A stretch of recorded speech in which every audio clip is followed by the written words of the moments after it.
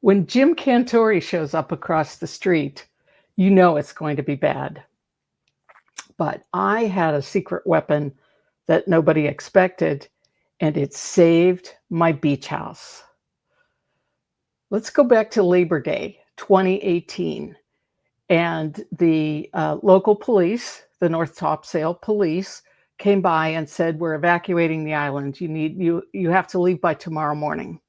So I'm in a rush. I'm packing anything that I thought would be important. I was putting it into my RV, and I loaded up my car, which was on a tow dolly, with other things.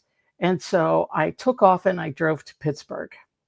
And when I hit Pittsburgh, I opened my phone and was looking at the Weather Channel, and I started to ground my house. And grounding is when you're sending energy down from your body to the center of the earth. So uh, you can do it. You've probably done it, walk bare feet on the grass, but you can also ground objects like cars, houses. My favorite is an airplane. That just keeps it safe. It doesn't cause it to drop out of the air.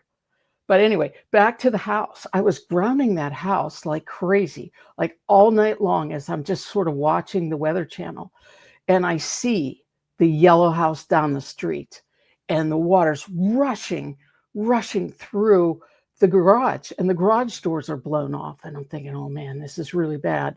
So I'm grounding, and then eventually I fall asleep. So the next morning I wake up and I'm searching for any news. So luckily there is a Facebook page for the North Topsail Police. And as I was scanning through there, I happened to see one picture with my house in the distance. So I enlarge.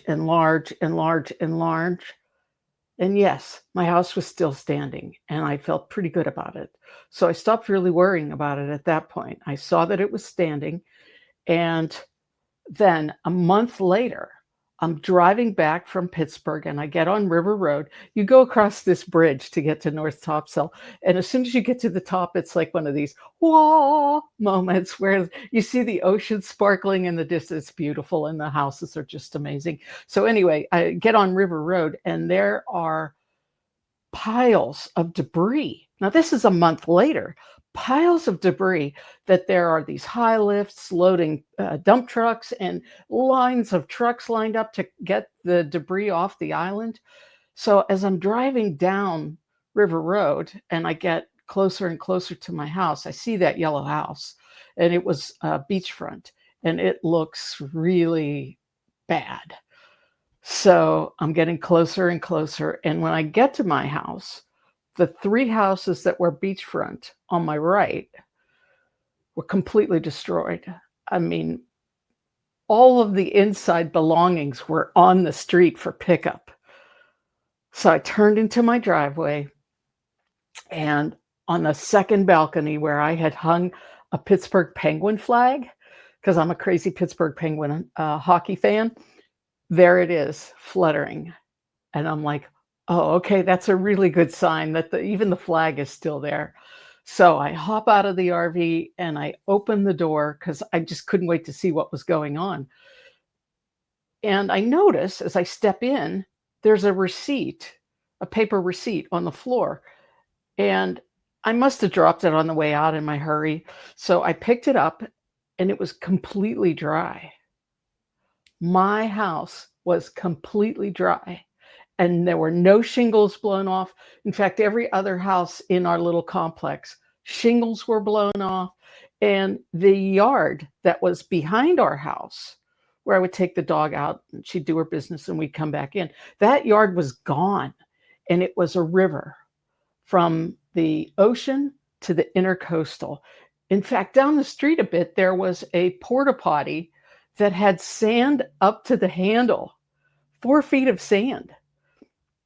So, oh, and the dunes that were across the street, they were 16 foot high, gone completely. So my house came through that storm unfazed, no damage, completely intact. All my belongings, perfect. So grounding is an excellent technique to use. And I'm so thankful I had that in my toolbox to be able to save that beach house. This is Dr. Lisa Nesneski, and I'll see you tomorrow.